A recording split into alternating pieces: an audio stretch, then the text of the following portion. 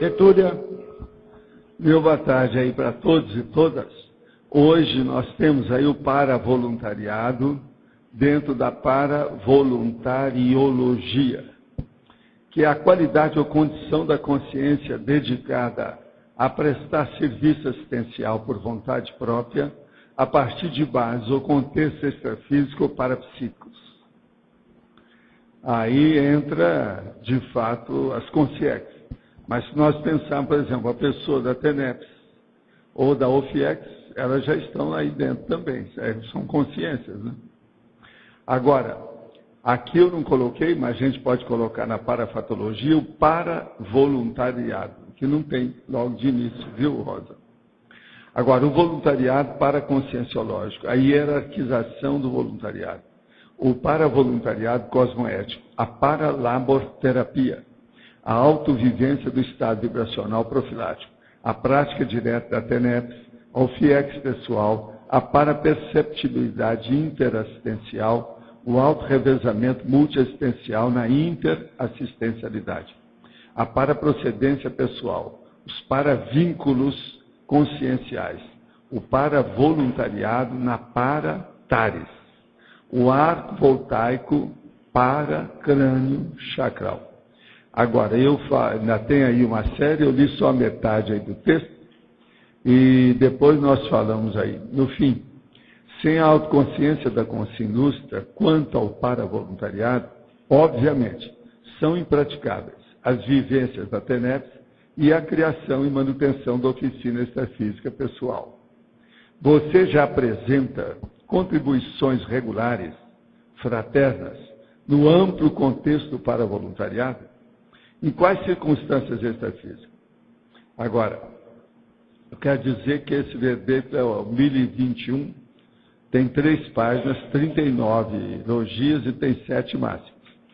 Se você quiser aumentar alguma coisa aí, o máximo é estrangeirismologia, só falta 1. Agora, aqui também a gente pode colocar lá na culturologia, sob a paraculturologia, que eu não coloquei, eu só coloquei a interculturologia. Isso é só para dar uma visão de conjunto que dentro desse estilo enciclopédico que nós usamos nos verbetes, isso aí está bem dentro dessa linha, né? Está bem de acordo. Agora, eu tenho aqui perguntas. Como agir quando nos apresentamos a determinadas pessoas, se incomodam e até agridem devido à força presencial? Primeira coisa, se a força presencial é sua, você deve arranjar o low profile, deve apresentar-se por baixo. Agora, se a força presencial está agredindo, é do outro para você, você põe energia, se encapsula, ajuda do modo que você puder. Tudo é um processo de fraternidade. Se tudo é energia, seria alimentação carnívora, energia da dor, sofrimento sofrido pelos animais, nociva à saúde bioenergética para a psique da pessoa? A criação e abate dos animais para consumo humano nesse planeta é, em geral, cruel, brutalizado. Olha, eu estou de pleno acordo, mas você acha que isso vai acabar tão cedo? A gente tem que viver como está a situação. Por enquanto, eu, por exemplo, eu viajei demais. Eu evitava de falar que eu queria só uma dieta frutariana ou alguma coisa nesse sentido, porque senão eu ia dar trabalho demais para todo mundo e criar problema e atrasar minhas coisas, tudo era assim. Então, se a gente entra dentro do fluxo que está aí, e a gente critica, a gente mete o pau no processo, e vamos exaltar a zooconvivialidade, a fitoconvivialidade, isso muda tudo. Agora, do ponto de vista de muito choro a respeito de zooconvivialidade, eu queria lembrar da fitoconvivialidade. A turma fala muito de animais, mas esquece que vegetal também tem vida. Por exemplo, eu acho a alface o máximo. Sempre defendi a alface. Ninguém nunca viu defender a alface. Como é que é? Mas não é só isso. E as frutas? Agora, por exemplo, uma fruta igual a temoia, que é uma coisa de doido, de bem feita. Uma manga madura, essa que o Brasil gosta, espada, como é que é isso? Como é que é? Isso tudo é vida. A gente pode falar o que for, mas está mexendo. Agora, o pior mesmo é a alface, né? Outra coisa, tem umas piores. A cenoura, quando puxa, arranca tudo. A gente come a raiz, que é a cenoura, como é que é isso? Então, esse negócio de frescurinha e frescurites e a frescurologia sobre esse negócio não resolve. Na década de 60, a gente trabalhou muito nessa questão de dieta. E para defender o processo da dieta mais frutariana, ou vegetariana, pelo menos. Agora, o que acontecia? Tinha gente muito fanática. Foi o período pior do Brasil de fanatismo em matéria de dieta, foi na década de 60. Agora, o povo só faltava bater na gente quando a gente falava umas verdades dessas. Está todo mundo querendo deixar. Agora, o que se passa? Eu estive no Japão, por sinal, foi na época que o cara lá da maior dieta morreu. Tinha uma dieta que era na base do arroz, que matou um monte de gente. Eu mesmo atendi paciente que estava nas últimas, para a gente socorrer. Outra coisa, tem gente que trabalha comigo hoje na Conscienciologia, que chegou entregue às baratas. Por quê? Tinha deixado de comer carne de uma hora para outra e ficou biruta. Foi preciso de recuperar aquilo. Então, a pessoa que está acostumada com a dieta carnívora, ela não pode deixar isso de uma hora para outra. Se aquilo vem desde a infância, ela tem que ponderar muito como é que ela muda. Eu mesmo fiz a experiência que eu já expliquei aqui, e é bom falar com essa pessoa, que eu não sei, ele é de Los Angeles, então é bom a gente falar, é dos Estados Unidos que está mandando. Então, a coisa séria é o seguinte, eu tinha 22 anos e deixei de comer totalmente tudo quanto era dieta carnívora, tudo que era de carne. Agora, 2 anos e meio depois, um dia, eu fui olhar e falei assim, minha memória está muito ruim, houve alguma coisa comigo, eu devo estar doente. Então, eu esqueci como é que era o signo, o símbolo da letra 8, do número 8. Eu esqueci. A minha memória, então, eu falei assim, daqui a pouco eu estou com dislexia, vou ter disgrafia, vou ter um monte de coisa na cabeça, que eu já entendia isso com 22 anos.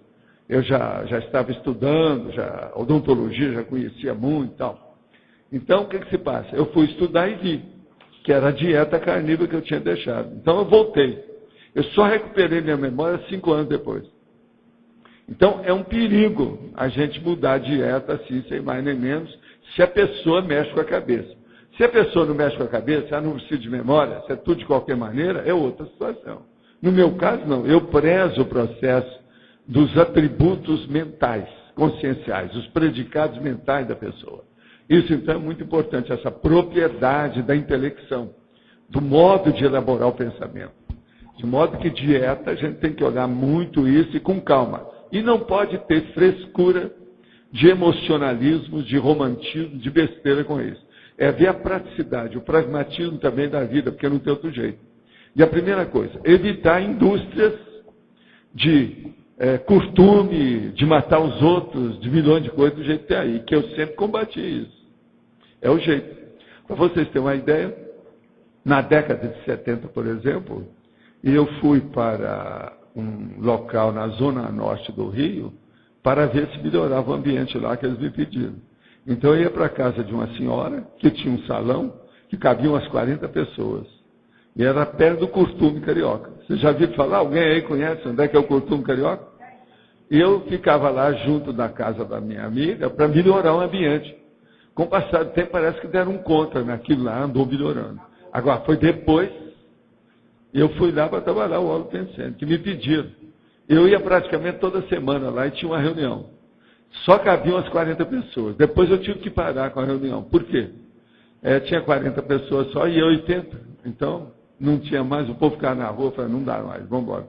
Aí eu parei com as reuniões. Pois é. Não, tinha mau cheiro. Mesmo na época, quando eu tinha lá, ainda tinha mau cheiro. Agora, gente, eu quero dizer para vocês que vai ter uma mostra de cinema sobre a Palestina, 1948-2008, 60 anos de Al-Nakba, a catástrofe, que é a realidade da vida palestina sob ocupação militar de Israel. Quer dizer, é justamente a demonstração aqui dos processos do Said, o Eduardo Said. Então, vale a pena ver como é que vai ser essa mostra de cinema com esse processo. Aqui tem os dados, é do Shopping Cataratas, o JL, sexta-feira, 28 de 11 às 10h30, e dia 29 é sábado. Se alguém quiser ver, está aqui com todos os detalhes, vale a pena ver. Parece que tem mais gente que ainda vai falar sobre isso aí. Agora, outra coisa que eu vou aproveitar para falar, dentro aqui do meu departamento de prestação de serviço. Tem uma coisa aqui, que a gente já desconfiava, já tinha essa hipótese, eu mesmo andei analisando isso há muitos anos, e que agora parece que já tem as experiências, as pesquisas, investigações que confirmam. Órgão do mesmo sexo do receptor aumenta a sobrevida após transplante. Vocês estão entendendo? Não? Então, por exemplo, uma mulher, ela, se for possível receber transplante de outra mulher, é melhor para todo mundo. Se é um homem, se for receber transplante de um homem, é melhor para todo mundo. Mas no meu caso é pior ainda. Eu falava, se é uma criança, se vai receber o órgão de uma outra criança, é melhor ainda, do mesmo sexo. Então, ó, a possibilidade de sobrevivência de longo prazo, após um transplante cardíaco, aumenta quando o paciente que recebeu um novo coração é do mesmo sexo do doador. Revelou um estudo de uma equipe da Universidade Johns Hopkins, em Baltimore, nos Estados Unidos. Então, vocês por aí, vocês estão vendo que tem as análises, tem as coisas todas, e vem confirmando o processo de transplante. É uma coisa interessante isso aqui. Isso aí a gente já discutia há algumas décadas aí para trás. E eu já falava sobre isso. Por quê? É uma coisa óbvia. É o ginossoma e o androssoma. Os processos de energia são diferentes. Os hormônios são diferentes. Então é muito importante. Outra coisa também importante que a gente seguir, que é isso que eu estava falando, é seguir não só o sexo, mas o processo de idade e outras coisas mais. Se for, é melhor.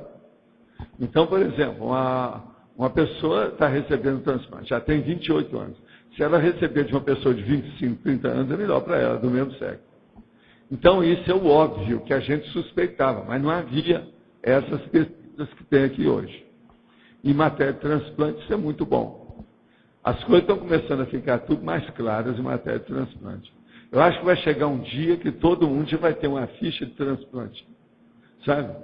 Cada ano que passar, a pessoa, na ficha médica dela, vai mostrar, não, seu coração ainda está bom para o transplante, seu fígado está bom para o transplante. Está entendendo? Para ver, não, eu ainda estou valendo. Agora, a hora que o povo começar a viver 120, 150 anos, vai ser difícil aproveitar. Ó, seu nariz pode ser aproveitado. No fim de tudo.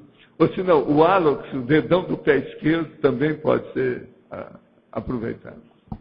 Agora, gente, o paravoluntariado, eu acho que todo mundo aí parece que está sabendo o que é que se passa, né? Que hoje só tem 3 páginas, não tem ninguém aqui ainda, quer dizer que está todo mundo sabendo o que é que está se passando aí. Ô Mário, eu estou vendo que você está aí, me disseram que você vai ver lá a plataforma, que ela está fazendo muito barulho, né? Hein? Ah, vai? Então tá bom. É aqui não pode fazer, que lá parece que a casa está caindo a hora que a gente roda lá. Só não dá, né? Tem alguma coisa que deve estar pegando, né? Agora tem que haver um equilíbrio muito grande, né? E não colocar muito peso, né? Tem que ver um peso adequado com a disposição também, espraiar o peso, não é isso? Até 3 toneladas. Ainda não cheguei nisso. Eu vou ver se eu como mais para aumentar o peso, mas mesmo assim. Que eu estou emagrecendo, né? Eu estou com menos peso, então é preciso ver. Mas olha, então você olhando lá, depois você me fala, eu quero saber o resultado, como é que está, que eu quero ir lá e fazer uma experiência. Mas então, sim. Sim. Circunstâncias extrafísicas. Quais seriam essas? E quais circunstâncias extrafísicas? Por exemplo, uma pessoa, por exemplo, ela pode ter o processo de assistência durante a TENEPS, na OFIEX, quando ela está projetada. E na projeção, por exemplo, quais são as circunstâncias? Ela está fazendo o quê? Com quem? Sozinha? Atendendo quem? Qual lugar? Era com SIM? Era com CIEX? Tinha amparador? Tinha muito assediador? Era na baratosfera? Isso são as circunstâncias. São as injunções do processo daquilo. Agora, veja, na TENEPS há um voluntariado de consim mais, vamos dizer, orientado. Porque é todo dia, durante muito tempo, então é um exemplo máximo em matéria de paravoluntariado para uma pessoa, né? O ser humano. Então isso é importante. Quais são as circunstâncias que levam aquele tenepsista ou aquela tenepsista a agir dessa forma? a atender esses tipos de consciência, ou esses tipos de consciência. Como é que é isso? Isso também tudo é do paravoluntariado. Agora, então, o que é bom nessa história é a gente pensar que uma pessoa está nesse corpo, nessa dimensão, é um ser humano, e já começa a agir no início da paraconsciencialidade ou da semiconsciencialidade. Isso é muito importante. Consciencialidade, você está entendendo? Então, a semiconsciência. A semiconsciência começa pelo paravoluntariado. É uma coisa óbvia. Mas então, havendo... Eu gostaria que você falasse o paravoluntariado, mas só de consciência. Além da equipe extrafísica, é lógico, está nesse meio, mas além disso, todo mundo... Não é só de consciência. Eu estou dizendo só... Por exemplo, uma consim, ela sai do seu corpo projetada e o amparador a leva para atender uma outra consim. Entendeu? A outra consim pode estar no corpo, pode estar fora do corpo, isso depende de quem é. Tudo é para voluntariado, porque está mexendo com o processo exercício. Mas aqui... Agora, uma pessoa que pratica TENEPS, veterana, em alto nível, que tem interação efetiva, laboriosa com o amparador, é um paravoluntariado também. Então, o paravoluntariado, você tem os amparadores, a equipe extrafísica. Além disso, por exemplo, quem está no curso intermissivo também entra nessa? Também, e outra coisa, a relação de lá para cá, daqui para lá, tudo tem relação com o curso intermissivo. Agora, porque essa equipe extrafísica de consciência, ela tem uma relação grande com as consins projetadas. Tem faz todos assistência. Aí é que é o X. O que nós não podemos esquecer é o seguinte, não existe só esse voluntário que nós conhecemos aqui. Conosco a situação é mais complexa. Há um paravoluntariado real, prático, objetivo, funcional, construtivo. Esse paravoluntariado eu também posso considerar consim nesse meio também. Pois é. Projetado. Tudo, não é tudo só a mesma coisa. Isso que eu estava falando ali para a Kátia. É o caminho. Olha bem aí o que nós falamos. Para voluntariado mínimo, o do praticante homem ou mulher da TENEPS. Para voluntariado mediano, o do responsável ou mulher pelo FIEX pessoal. Para voluntariado máximo, o do evoluciólogo ou orientador evolutivo. Nós estamos dando os exemplos. Qualquer trabalho assistencial parapsíquico é considerado um trabalho de voluntariado. Até um certo ponto.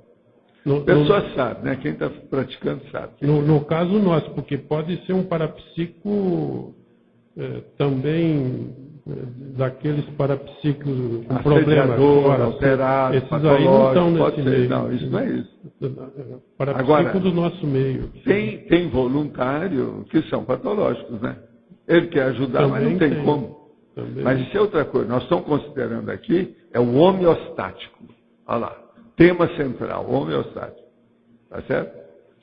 Mas aí tem gente, pode ter também sensitivos não, o povo de da fora. marca lá, seus amigos lá da ilha, né? Não, sensitivos de fora que não estão na Conscienciologia, pode estar no meio também de voluntariado. Pode estar. Obrigado. Mas então, Glínia.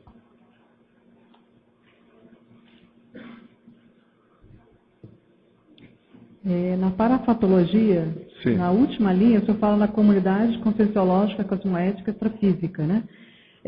Como é que é essa comunidade? Ela parece ser nova, porque a conscienciologia aqui nesse planeta é novíssimo, né?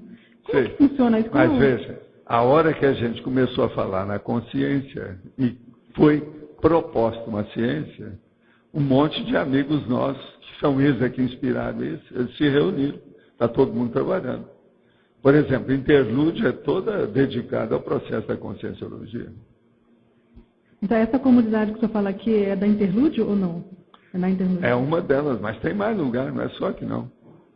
Esses lugares todos nós já temos unidade e laboratório funcionando, já tem coisa extrafísica trabalhando junto. Aonde tem laboratório conscienciológico, tem também um enclave extrafísico funcionando ali. Isso é a regra. E professor Valdo, por que, por exemplo, o Espiritismo não acessou essas comunidades, não traz mais informações dessas comunidades? O Espiritismo não aceita cristã, igual as outras. Seita, vem o dogma, é uma coisa restrita, acanhada. Bitolou tudo, é uma bitola. Acabou, é verdade quase que definitiva. Eles quiseram melhorar. Tem tudo na mão, mas não fizeram nada. Eu fiz tudo para ver se mudar, não consegui. Por quê? Vem o processo da determinação. No Brasil, então, fizeram as federações. Entende? Federações são as organizações estaduais, a federal, etc. Tal. Aquilo determina. Isso era chamado, já havia muita polêmica, eles eram chamados de vaticaninhos, que eram vaticanos, determinando as coisas do espiritismo. Então não há um processo de pesquisa, ninguém tem liberdade. Se você não falar em Allan Kardec, Jesus Cristo, no espiritismo brasileiro, eles te expulsam. Você é persona não grata. Então isso não serve, não presta. Por isso que eu não fiquei lá. É uma linha de atividade que às vezes está fazendo muita ajuda para os outros, depende da intenção da pessoa. Mas não é o ideal. É lógico que não. Religião e seita não vai, isso já era. Se fosse bom, já tinha resolvido nossa vida. Todo mundo aqui já foi religioso, sei quantas vidas. Quer dizer, quem é que é serenão aí? Não tem ninguém. Eles nem pensam o que é isso. Agora, o senhor acha, é curiosidade minha mesmo, pelo nosso procedimento, nossa intenção, nosso esforço, dedicação e autossuperação de vários trafares, o senhor acha assim que nós temos possibilidade de chegar nessas comunidades e continuar esse trabalho? Como é que existe, por exemplo, a monja, o nosso amigo reurbanizador e outros mais, o australino, a Rosa dos Ventos, que são serenonas? Por quê? Todas essas consciências deram uma bela banana para as religiões. Antes da gente. Eles eram vivos. Viram a coisa antes da gente. Então eles são max dissidentes das seitas, das religiões e das filosofias tacanhas. Há milênios. Eles então viraram serenão antes da gente. Então deve ter comunidade serenão. Hein? Deve ter comunidade serenão. É lógico que tem o que eu falo, não é isso. Colégio Invisível dos Serenões, que é o que comanda. Uma opção de coisa aqui na Terra. Lógico. O problema todo, sabe, Glina, mais sério é o seguinte, é o desafio da evolução. A conscienciologia traz esse desafio tudo e joga em cima da pessoa. Tem gente que perde o caminho de casa. E é normal, né? Porque não está acostumada com aquilo. Mas você, por exemplo, chega uma pessoa, você vai encontrar uma pessoa que está vindo a primeira vez, que uma pessoa, a outra, o boca a boca, o da boca para o ouvido, falou para ela para procurar a conscienciologia. Então ela vem falar com você. Agora você chega para ela e fala assim, olha, o que você quer na vida? Qual é o seu interesse? Então ela fala assim, eu quero mudar. Então você pergunta, você quer mudar o quê? Porque a conscienciologia ela tem gradações. Você quer mudar o quê? Por exemplo, você já tem gabarito para mexer com energia? Você quer mudar suas energias? Você quer pegar o EV? Você quer fazer o arco voltaico? Você quer praticar a TENETS? Você quer chegar no OFIEX? Você quer ser desperto? Você quer alcançar o complexo? Você tem curso intensivo? Então, veja, é uma série de perguntas que se atropela a cabeça daquela pessoa, altera ela bem para ver. O que tu queres? Ó cachopa, aquilo que eu falo. Que novidade você quer? Qual a mudança que você quer? Qual a reciclagem que você quer? A conscienciologia mostra isso tudo e dá as técnicas. Quer dizer, tudo já mastigado, só falta deglutir, engolir. Mas é o esforço pessoal. Ninguém está fazendo a cabeça de ninguém, a gente só informa. Está aqui, pega lá, o problema é seu, o que você quer? Então a gente podia ter uma série de pacotes, sabe? Estado vibracional, TENETS, OFIEX, complexo. O que é que a senhora quer? É tudo dado. O que a senhora quer? Não, então a gente dá. Dá um pacote para um, dá para outro. O que a senhora quer? Você está entendendo? Esses são os pacotes conscienciológicos.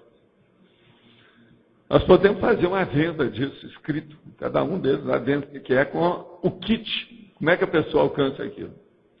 É justamente o laboratório. Os laboratórios são esses pacotes. Você está me falando, estou pensando em outras coisas que está me ocorrendo. Então, antes de implantar a conscienciologia no planeta, nesse momento Já atual... existia estudo da consciência, Há desde quanto que a tempo, mais ou menos, consciência é você tem essa lúcida. ideia de extrafísica, assim, de quanto tempo que já tinha essas comunidades Não, porque tem um monte esperando de para chegar planeta aqui? que já evoluiu mais do que esse, que tem gente mais evoluída, humanidades muito mais evoluídas que a gente. Você já pensou que deve ter pelo cosmos afora bilhões de serenões?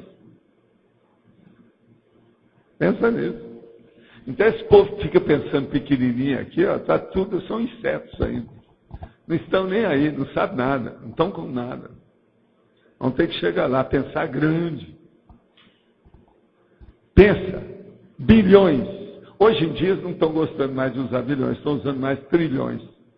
Então é aquilo que eu estava falando. Vamos falar das bactérias que tem no corpo da gente, já não são mais bilhões, são trilhões. Você não achou, não? Você achou bilhões? Bilhões tem, trilhões não, né? Então pode ter sido o erro deles lá. O problema é a gente ver.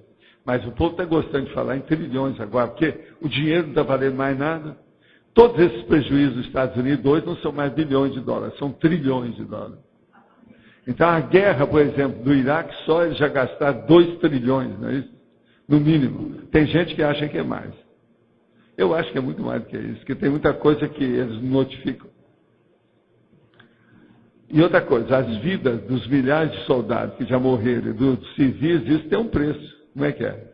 São mais do que trilhões. Vamos pensar mais, tá certo, Guilherme? Vou pensar. Estamos juntos. Mas então, Professor, o que você manda, uma Paulo? pergunta fora do verbete. Queria saber assim, qual é a importância da criatividade na evolução? A criatividade, ela é básica, em primeiro lugar, não para os outros, mas para a própria consciência. Sem criatividade, a consciência não evolui. Então, por quê? Eu te pergunto, Paulo, o que é uma reciclagem? Vamos analisar. É uma criação? A criação pessoal. Autorreciclagem é uma criação pessoal. Então, essa criatividade é a primeira e a mais séria de todas. Por quê? Vamos supor que você inventou uma coisa, você criou uma coisa, você descobriu alguma coisa. Se você não souber usar aquilo bem, a partir de você, você não vai ajudar ninguém. Então, a primeira coisa que a gente tem que fazer é uma criatividade que sirva para todos, mas você tem que fazer experiência com você. Senão, você vai criar um veneno e dá para os outros morrer. Você tem que usar primeiro o seu veneno em você mesmo, ou o seu ingrediente, a sua substância da criatividade em você. Você está começando a entender? Então, a criatividade, ela é generalizada, ela envolve todos, ela é ampla, ela é panorâmica, ela é cosmovisiológica e ela não deixa ninguém de fora. Todo mundo precisa de criatividade para poder caminhar. Agora, o nome que nós falamos com isso é esforço pessoal. O que é o esforço pessoal? Nada mais é do que a autocriatividade. O que você acha? Tem lógica? Toda recém, então, acaba Agora, sendo única, né? Essa besteirada que o povo usa, mas é uma besteirada positiva, dentro do livro que está aí. Que quando falta qualquer coisa, fala assim, não, agora é necessário criatividade, porque tem que usar o que está aí, não tem novidade nenhuma para pôr nisso. Se tem muita criatividade. Aí os caras começam a pensar, a tecnologia toda é feita assim, com esse negócio todo. Mas isso não é só nesse período crítico, não. Criatividade é para tudo. Senão nada funciona. Você está entendendo? Outra coisa. Não adianta a pessoa ficar rebarbativa, fazendo aquilo que todo mundo já fez. Isso é plágio. Isso é bate-pensanidade, é cópia, está macaqueando. O problema é criar novidade em cima daquilo que já existe. Não há criatividade virgem, 0 quilômetro, não existe isso.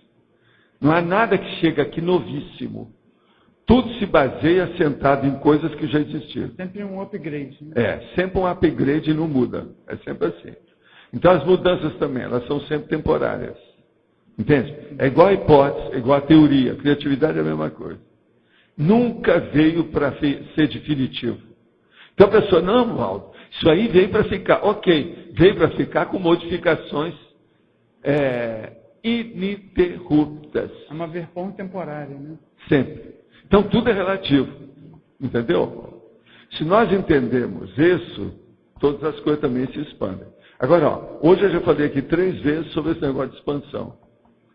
São áreas as mais diferentes, tudo é um processo de expansão. Então o problema nosso é ficar tudo livre. O ideal para nós era ver o cosmos no espaço sideral. Tudo livre, tudo devassado, sem obstáculo, sem pedra no caminho, sem parede, sem janela, sem porta, sem portal, nada. Tudo sem nada. Então veja, uma anarquia de formas no cósmico. Isso é que seria ideal.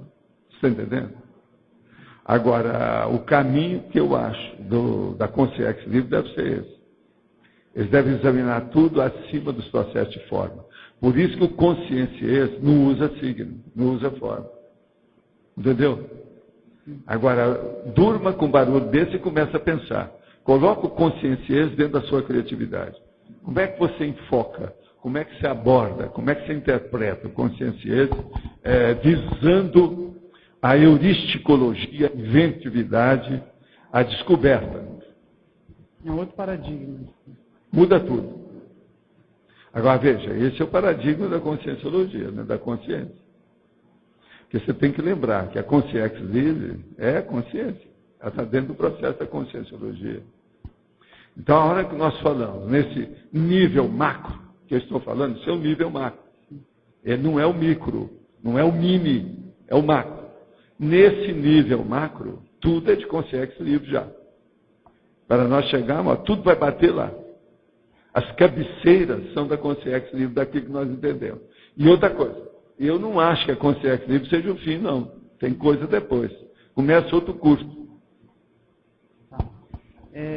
Eu tenho uma anotação de uma tertúlia que você coloca, se tivesse um evoluciólogo aqui, ele ia ser tão criativo que ia deixar o povo doido de tanta novidade. Você pode comentar um pouco sobre isso? Por exemplo, ele ia examinar você.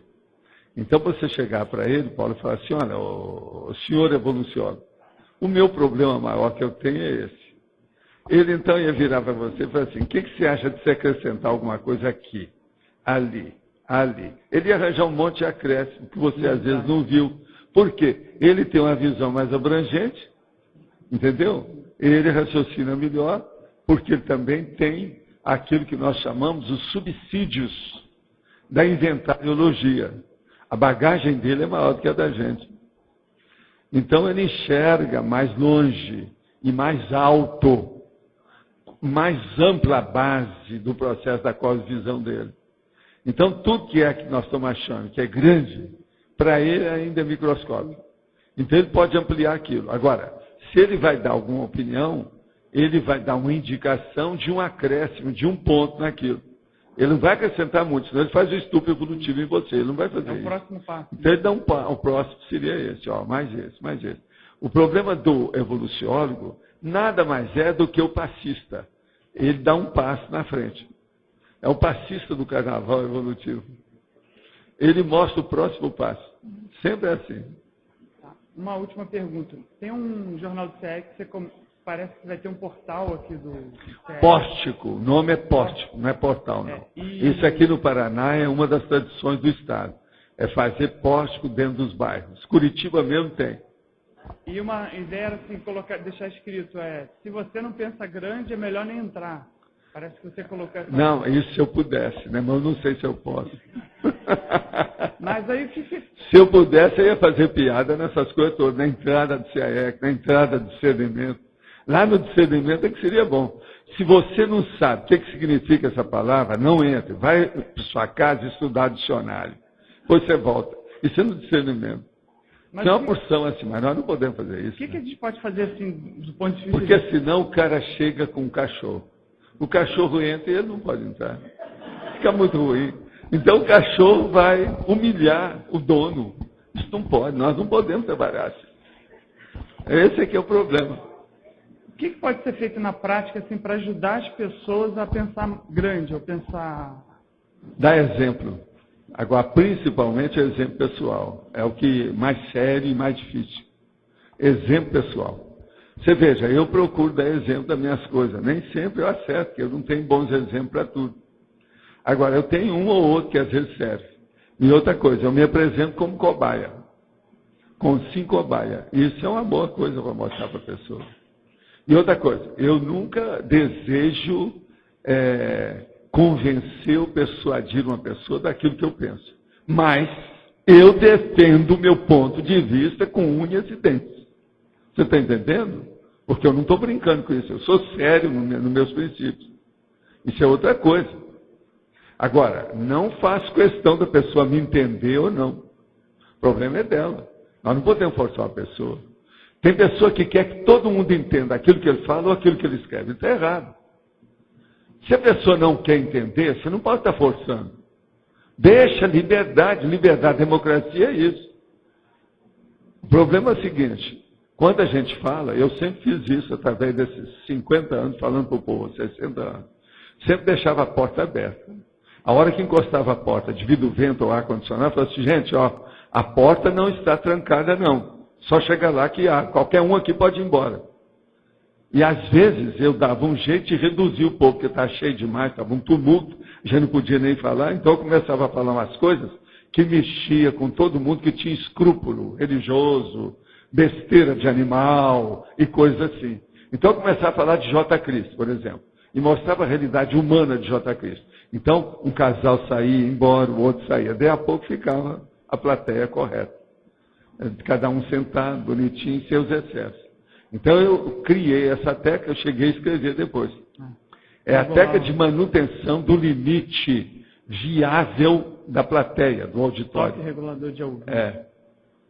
Você entendeu isso? Então, veja, tudo é criatividade. Criatividade é uma coisa que não nos falta. Só que eu ainda sou muito fraco na qualificação da criatividade. Eu acho que eu precisava melhorar muito isso. Por isso que, de vez em quando, eu quero pedir auxílio para o transmentor, o magista que esteve aqui. A gente tem que tirar partido desse povo, tirar proveito. Em favor dos outros, de todo mundo. Esse é o caminho. Tá bom. De modo que vamos com a criatividade, tá certo? Não deixa a peteca cair, não. Tá? O jogo continua. Mas então, Natália. Professor, na parafotologia, Sim. eu queria entender mais, o que você falasse mais sobre, na linha 4, o autorrebassamento multiexistencial da interassistencialidade.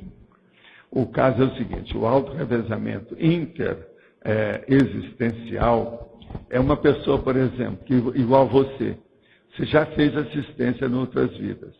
Você veio nessa e você tem uma certa tendência, vocação para fazer isso. Agora, uma coisa, hoje você já tem uma ideia de assistência diferente daquela que você tinha antes, devido ao autorrevezamento. A tendência do autorrevezamento é a pessoa passar o próprio serviço para ela mesma, para si mesma, num outro corpo, mas em nível diferente, aumentando um ponto de evolução. Então, por exemplo, antes você tinha uma assistência muito emocional, etc.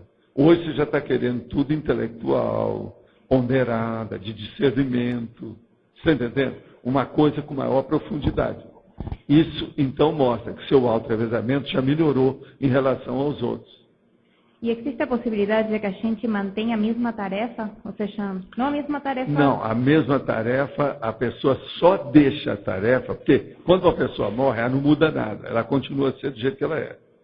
Então, se ela vai renascer, ela vai pegar onde ela deixou, naquele ponto exato que ela deixou. Se o trabalho é bom, se é positivo, se é operoso, se é construtivo, entendeu? Então, ela deixou nesse ponto, ela continua ali. Eu, por exemplo, eu faço isso com o meu trabalho. Às vezes o computador está todo armado no ponto que eu parei. Eu vou lá, 5 horas depois eu pego ali, pego aonde eu deixei. Hoje mesmo eu fiz isso. Eu deixei o computador às 6h15 da manhã. Sabe como é que é? Depois eu vim aí no Holociclo, atendi umas pessoas, era 10h05, eu peguei. Quer dizer, mais ou menos entre as 6 e as 10, Ficou tudo lá armado para eu pegar no computador. Acabei o meu trabalho. Eu estava terminando um verbete. Um verbete que deu muito trabalho. Só a fatologia tem 33 linhas. Entendeu? Então deu trabalho danado. Mas tudo isso por quê? É aquele processo do revezamento. Isso é o auto-revezamento. Eu faço um auto-revezamento comigo mesmo na vida diária. Os livros é uma forma de autorrevezamento nesse O livro serve para manter o seu auto-revezamento e a forma holopensênica também. Lembre-se da forma holopensênica. Por exemplo, vamos supor que você, daqui 100 anos, você dessoma. E você vai ter uma nova vida. Aí você vai lá, vai ver o transmentor ou algum desses, vai te dar uma olhada dela e falar com você. Natália, você vai voltar agora para o Brasil. E vai voltar para Foz do Iguaçu. Você vai chegar aqui no Paraná e vai sentir que tem alguma coisa. É a forma que você já trabalhou. Entende? Se você chegar e ainda tiver um shopping center, alguma coisa, você vai lembrar do que é que houve. Isso é o auto-revezamento. Tá certo? Então nós temos que entender esse encaixe do interesse da pessoa com o interesse da interassistencialidade. A assistência continua do mesmo jeito. Isso não é o máximo? Pois é. Agora, eu estou falando isso... Você sente energia, não sente? Isso aqui não é minha, não. Sabe de quem é isso? Aqui, impressionante, ó. Está sentindo?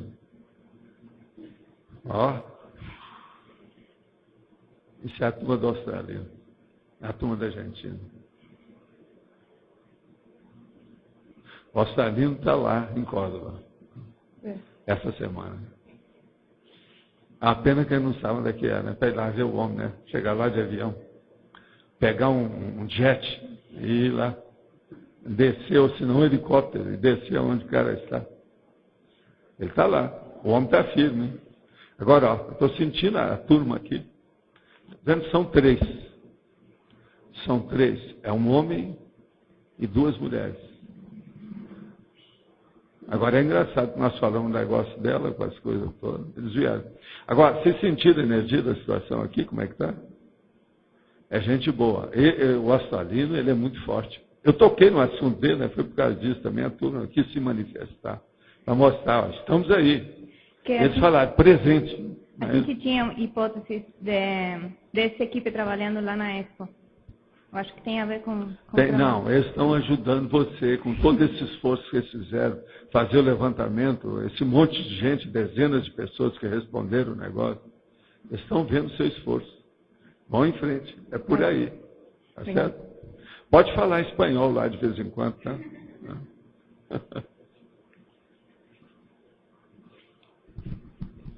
Sr. Waldo, aqui na página 13, sim. A trinomiologia. Trinômio para voluntariado, engajamento, articulação. Sim. Eu queria entender mais a questão da articulação nesse contexto aqui, professor. A articulação é que, por exemplo, no caso seu ou meu, que nós somos seres humanos, como é que a gente faz para articular, para ter, por exemplo, um OFIEX? Você tem que trabalhar. E eu, geralmente, coloco isso em 2 décadas, né? 20 anos de trabalho ali, de assistência diária. Com isso, a pessoa vai criar uma personalidade operosa de um nível mais avançado. Agora, isso pega direitinho para voluntariado, o engajamento que foi feito pela TENEPS, e você fica super articulado com um segundo amparador, com a extrafisicalidade, com as centrais extrafísicas. Então, o caminho disso é o quê? A dispersidade. Agora, a articulação. Para o paravoluntariado, a articulação ela é mais complexa, ela exige mais, ela é complicada. Porque você tem que se articular nessa dimensão e na outra. Por exemplo, nós podemos fazer uma série de assistência, inclusive de esclarecimento, só aqui, sem mexer com outra dimensão. Mas agora, no paravoluntariado, não é isso. Inevitavelmente tem que entrar a conotação extrafísica. Então, nós temos que ponderar isso aí. Então é a questão da preparação mesmo para um assistente. E fazer essa articulação, porque ela vem no fim. É depois que já foi feita uma série de condições para chegar lá.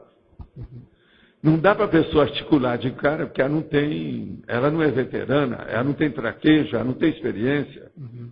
Ela tem que estar articulada dentro do trabalho, para aumentar a articulação. Tem lógica? Tem lógica. Caminho é esse. Bom, beleza. Alexandre. Boa tarde, professor. Boa tarde. Eu queria fazer uma pergunta baseada no tema, né? Como é que funcionam as equipes de parageneticistas na Ressoma? Como é que é o trabalho deles no extrafísico? Olha, isso aí desde a época do meu movimento espírita, psicografia, as coisas que eu fazia de projeção, a gente nota que tem equipes dessas coisas todas. Eles funcionam lá. Agora, a coisa mais séria são esses que trabalham com coadjuvantes. Então, havia até um nome, que eu mesmo recebi mensagem, o Chico Xavier também, falando sobre os co-criadores, que é o processo da genética. Agora, por exemplo, entre nós aqui existe um desses que trabalha nisso. Você sabe quem, né? Sabe não? Não. Hayek. O Hayek já mexeu com essas coisas. Lá, aonde eu encontrei com ele, depois que ele dessomou, uma colônia lá, que era especializada nisso. Inclusive, eles tinham verdadeiros laboratórios, com um monte de coisa. Entende? Para criar ambiente para isso. Uma vez ele me puxou, me pinçou para eu ir lá. E eu vi como é que era. Agora, tem umas coisas muito estranhas. Eles tinham um jardim de árvores lá, um verdadeiro pomar lá, com as coisas, tudo colorido. Você está entendendo? São como se fosse assim, um troço tudo translúcido e colorido, uma beleza, tudo luminoso. Então, eu nem sei como é que é. Agora, quando eu saí, que eu estava lá, que ele vi quem era, ele se encontrou comigo, falou quem era, fez eu lembrar quem era, mexeu na minha retrocognição, ele virou para mim e falou assim, ó, você pode ficar aqui algum tempo, mas a hora que você sentir que é bom ir embora, você chega lá fora e pega um galho de qualquer árvore que tenha lá. Seja da própria árvore ou algum que esteja no solo, no piso. Você pega e segura aquilo e pensa em voltar, que você vai voltar mais rápido. Eu fiz. Então eu vi que tinha um galho, aqueles negócios luminosos, inclusive está no chão. Eu peguei um galho como se fosse uma forquilha, aquela duas assim. Segurei aquilo e pensei, não, eu quero ir para casa. Agora lá eu não sabia se era para cá, se era para lá, como é que era. Então eu peguei do jeito que estava, pé da água. Quando eu vi, deu como se fosse assim uma música, tipo cossaco, russo, e aquilo veio. Tarum, tarum, tarum, tarum. Quando eu vi, eu estava chegando no meu corpo. Está entendendo? Agora veja, eu não sei o que é que eles fazem com aquelas coisas. Agora eu penso que eles fazem tudo isso, uma das posições que eu tenho, apenas para mim isso aí é para dar um certo it, um charme, para as pessoas lembrarem do que se passa, devido ao problema da pictografia, o processo do onirismo, sonho, a fantasia, a imaginação das pessoas. Então aquilo ali fixa um pouco mais a pictografia. Você está entendendo? Agora, que é o máximo Agora lá ele mexia com o processo, principalmente da parte mental do povo, que é o que ele mexe ainda hoje demais. Que a base de tudo é o problema da mente. Para uma pessoa renascer, a coisa séria é a mente. Certo. Então, por exemplo, os dois parahemisférios do psicossoma. Entendeu? Eu tive uma vivência agora no laboratório de paragenética, né? E eles mostravam tipo um paramapeamento gênico, né? E é interessante que a holomemória ela vinha todo como se fosse um sistema binário. Era tudo em termos de código. Então, vinha uma Equipex que falava o seguinte, olha, existem alguns códigos aqui que a gente tem acesso. Outros a gente não pode ter acesso, por isso mesmo que ele vem representado como símbolo, para-símbolo, né? E por isso a gente não consegue decodificar. Que é isso. Então havia toda uma paratecnologia para decodificação dos parasímbolos para que se pudesse chegar à holomemória e o processo vale a pena ver isso. Agora, uma coisa que às vezes pode sugerir alguma invenção ou ideia nova, neo-ideia para você, se você ainda não leu, leia alguns dos livros da Blavatsky, que ela fala de processo de extraterrestre antigo e esses seres mais evoluídos. E leia também alguma coisa de ufologia, que aqui tem mais de 200 livros sobre isso. 95% disso tudo é tapiação e fantasia. Mas tem coisas, às vezes, que são importantes. Então, é bom você ler o que eles falam desses processos, o que acontece e o que aconteceu com a pessoa. Nesses casos de abdução, essas coisas que eles fazem. Tudo isso, maioria é fantasia e bobagem. Mas vale a pena ver a imaginação e o que é que tem nisso de real. Inclusive, tem livro aí, que é um que fala sobre o cara que saiu do corpo aqui no Brasil e que foi abduzido. É livro pequeno. E tem um outro da Argentina que fala sobre Ganímedes, que é aquele satélite lá. Isso tudo, às vezes, ali, as ideias que tem ali, às vezes, vão te dar uma visão. São pequenos tópicos que, às vezes, eles falam, que, às vezes, interessam. Outra coisa é ver os livros da Jane Roberts, que o Seth escreveu, psicograficamente, lá, Automatic Water Writing, quer dizer, o problema automático, sabe? Através da Jane Roberts. Eu estou te dando esses três fontes, às vezes, pode ampliar a sua ideia. Pensa nisso. Obrigado, professor. Tá? Sim.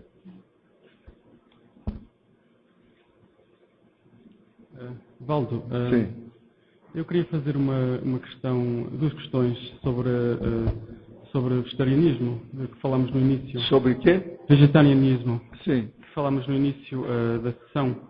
A primeira é uma questão pessoal. Portanto, eu fui vegetariano durante muitos anos, ainda sou, para aí a 80% neste momento.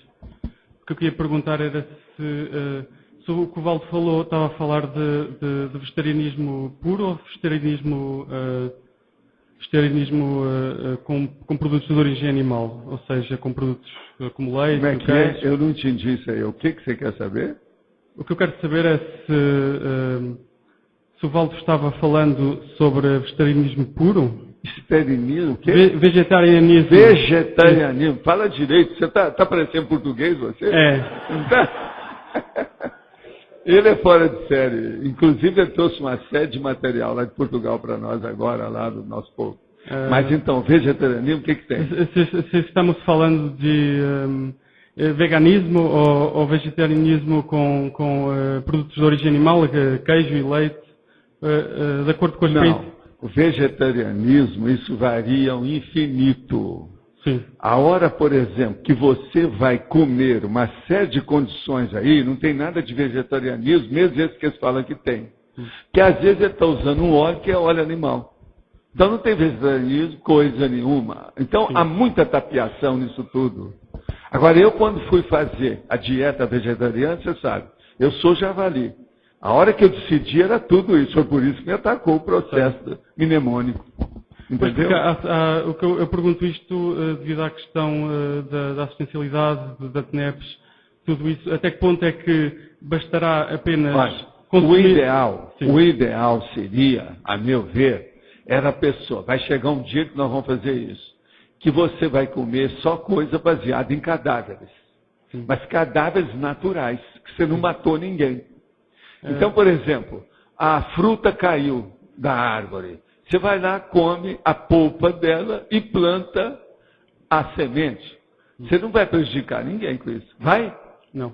Então é isso que eu chamo de vegetarianismo. Agora veja, era isso que eu pensava aos 22 anos.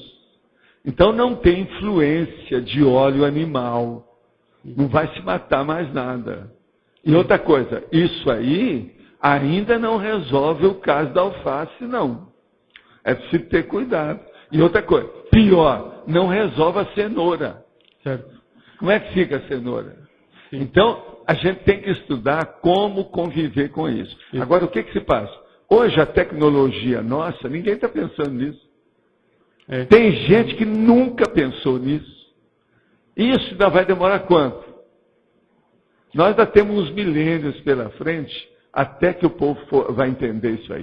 Olha, vegetarianismo, ou se melhor, se você quiser, que eu gosto de usar, frutarianismo, que é a fruta.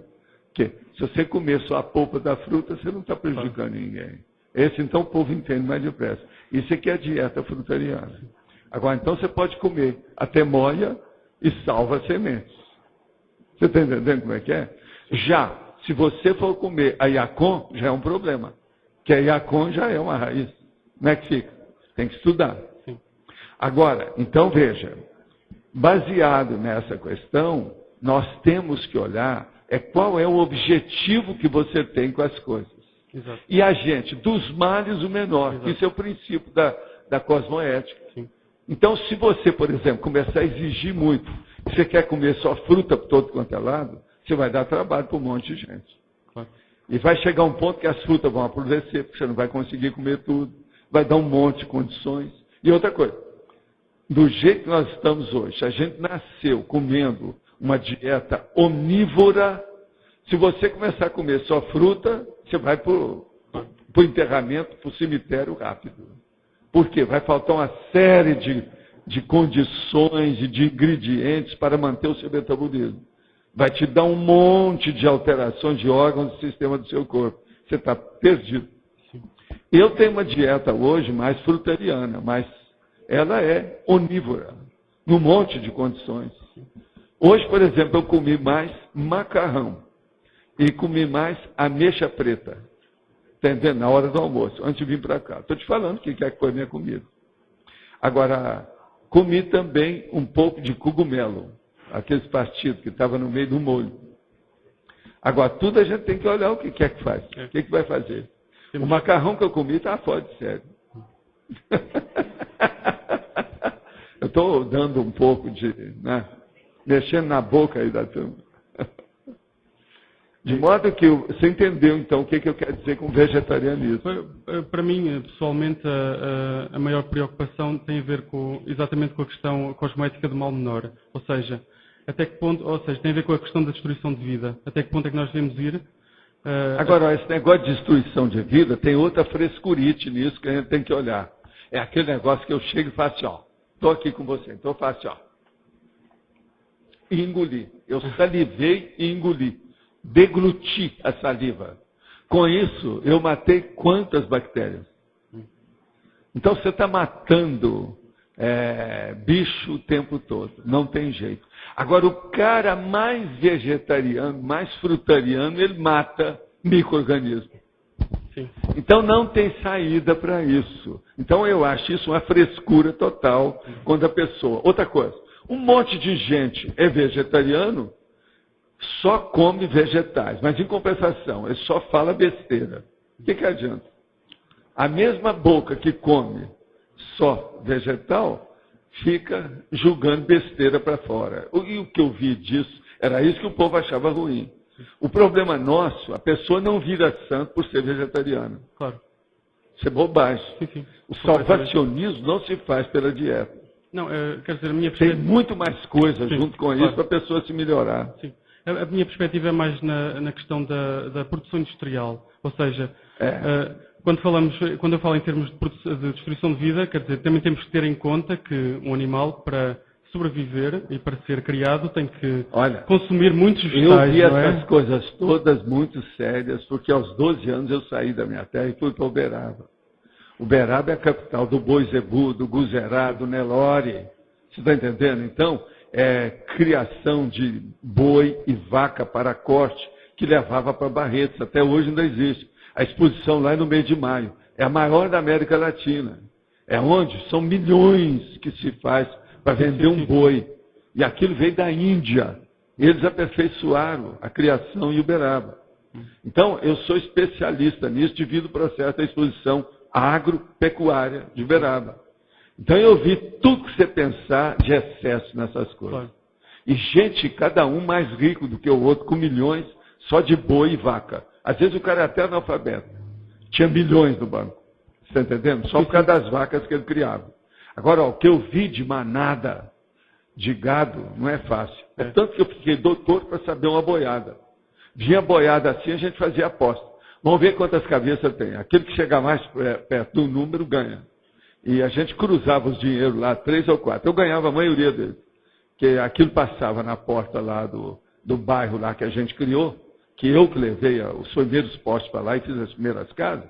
O bairro não existe lá hoje. Você está entendendo? Então, era o local que passava o gado andando. Então a gente chegava e falava assim, aí tem 3.220 cabeças. Os caras chegavam lá e iam olhar, tinha 3.250. Agora, você tinha que olhar tudo, desde que a boiada chegou até passar pelo total. E eu olhava também o número de cavaleiros que tinha, que estava seguindo a boiada. E aquilo ia indo. Agora, olhando assim, na estrada, quando passa numa rua, do jeito que era daquele jeito, você sabe direitinho, você sabe quantas cabeças cabem de lote em lote. Você erra pouco. Depois você analisa tudo, tem que analisar tudo. Então o negócio é mais do que racional. Sim. Entendeu? Agora, eu às vezes acertava algumas em cima do lance, né? O negócio era seríssimo. Agora, chegava aqueles caras que estavam acostumados com fazenda, é esse que eu desafiava. Vamos ver quem é que sabe quantas cabeças tem? Vamos ver como é que é. E eu, olhando aquilo lá todo dia, eu conhecia o ambiente e falei assim, é uma covardia o que eu vou fazer, mas se quer, vamos ver. Eu ganhava a maioria das apostas. Você está entendendo? Então a gente viu tudo. Agora, ó, gado assim, ele, por exemplo, quando passava as boiadas para ir para Barretos, o boi já estava numa situação adulta que já estava pronto para o corte, como eles chamam. Então a gente já sabia pelo tamanho, a situação que era. Agora, às vezes tinha problema. Por exemplo, se passava outro bicho que não era, entende? O tipo de vaca e boi que a gente está acostumado já criava problema. Você sabe que tem outros, né? Que dão leite, etc. Tal. Aí já muda. Então a situação é outra. Entende? Então, por isso que eu estou te falando, eu tive experiência baseada nessas coisas. Eu quis ver se melhorava por causa disso. Agora, há 22 anos eu fiz essa aventura de cortar tudo. Foi um problema. E me deu trabalho danado para manter o negócio lá em Uberaba, comendo só dieta, sabe, vegetariana. Era muito difícil. O que me facilitou é que eu morava nas faculdades e o próximo quarteirão da faculdade era o maior supermercado que tem lá, o mercado antigo. Chama Mercadão, antigo, sabe? Sim. Aquilo me ajudava, porque no mercado você chegava lá, pegava aquelas coisas, levava e comia em casa. Mas estamos entendidos, então? Sim. Viva o vegetarianismo. E cuidado com as bactérias. Cuidado com... Tá certo? É tudo uma questão de equilíbrio, não é? É preciso ver qual é o mal menor em todas as situações. Basicamente é isso. Pronto, era isso, basicamente. Uma questão aqui na... Sim, pode falar. 6, acabativa, página 14. Ponto 5, autoadmissão de consciex. Eu gostaria que o Valdo... Não, isso aí então é o seguinte, vamos dar para ele o verbete. Quando tem o verbete, a gente indica para você estudar. Sim. Essa autodemissão, será que tem aqui, desse aqui? Tem, né? Acho que já tem aqui, né? Dá uma olhadela e vê aqui se tem. Você tem que ver o verbete. Tá? Olha, ele vai ficar aqui uma temporada. Você vai ficar aqui uma temporada, não vai? Quanto tempo você vai ficar? Pelo menos 6 meses. Ele vai ficar 6 meses. Vê se vocês me dão uma de mão para ir. Precisamos tratá-lo bem, que esse aí é meu chapa, é de Portugal, meu parente. Tá certo? Lembra disso. Tá. Obrigado. Eles vão te dar depois, então, o verbete. Tá certo? Tchau. Mas então, Lud, vamos em frente. Professor, eu fiquei com uma dúvida num comentário. Você disse que que a Consex ela não muda depois da dessoma. Não, a pessoa não muda. A personalidade vai e não muda nada. Ela muda mais é aqui. Mas, lá, assim, quando muda, é quando né? a pessoa está predisposta. Por isso que teve o curso intermissivo. É quando a pessoa quer mudar alguma coisa. Mas ela ainda não muda. Porque a mudança tem que ser feita teaticamente, na prática, na vida humana. É aqui que a pessoa mostra quem ela é. É nessa vida, com esse corpo. Mas só no curso intermissivo, que é Consex recicla? Um traço? No curso intermissivo é que é onde começa a dar renovação. Antes disso, não tem muita, não. Ah, é? Não. Se fosse, a vida já seria outra coisa. Né? Então, a pessoa morreu, ela segue daquele jeito que ela está. O povo é que coloca, todo mundo virou santo. Morreu, virou santo. Quer ficar livre dele. A maioria por causa disso. Não é porque estão agradecendo, nada, não. Porque ficou livre da pessoa, não tem mais trabalho dela. Quer dizer, uma boa parte é egocêntrico. Eles pensam assim. Eu achava que quando a Consex se deparava com a situação que levou a dessoma, ela mudava aquilo. Não, ela muda apenas a forma de manifestação. Ela vai ficar com o psicossoma e o mental soma. Ela perde o corpo humano e perde as conexões de energia, que é essa que nós chamamos de energossoma.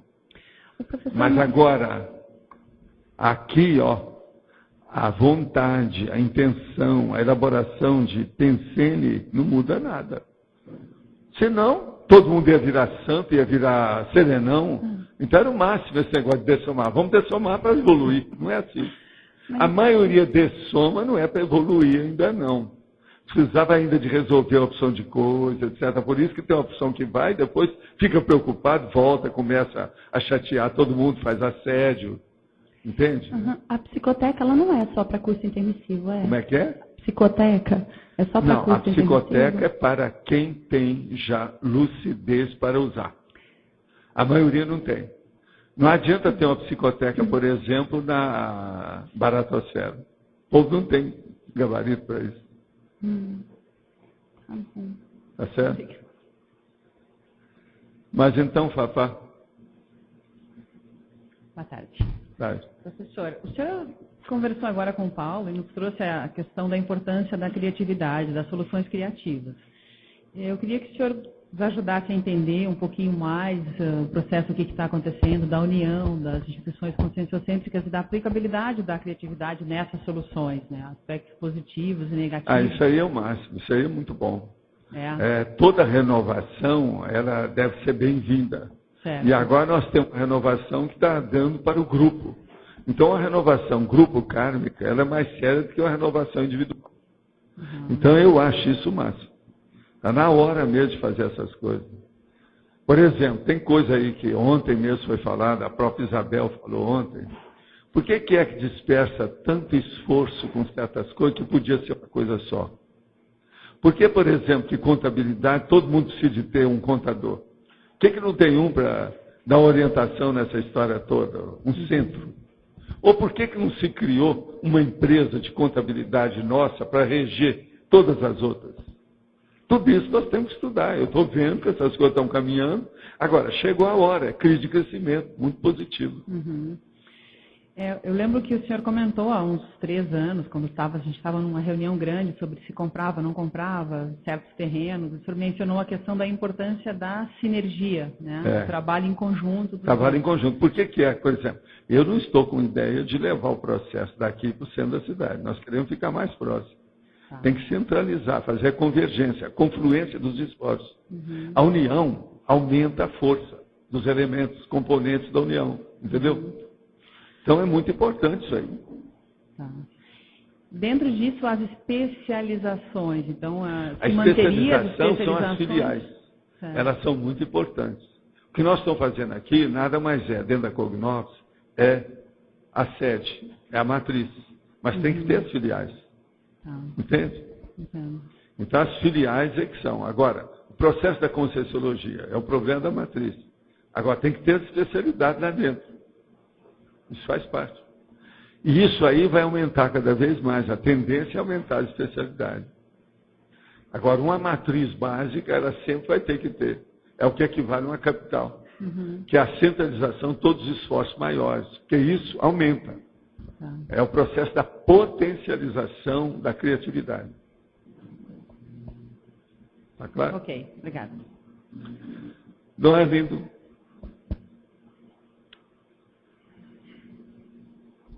Valdo, hoje você falou que a interlúdio ela é só a conscienciologia. Não, não é só. Não, ela é universalista. Toda dedicada à mas é dedicada, sem dúvida alguma. Agora, eu queria saber isso em termos de voluntariado. Primeiro, como que funciona o paravoluntariado lá nessa Comunex?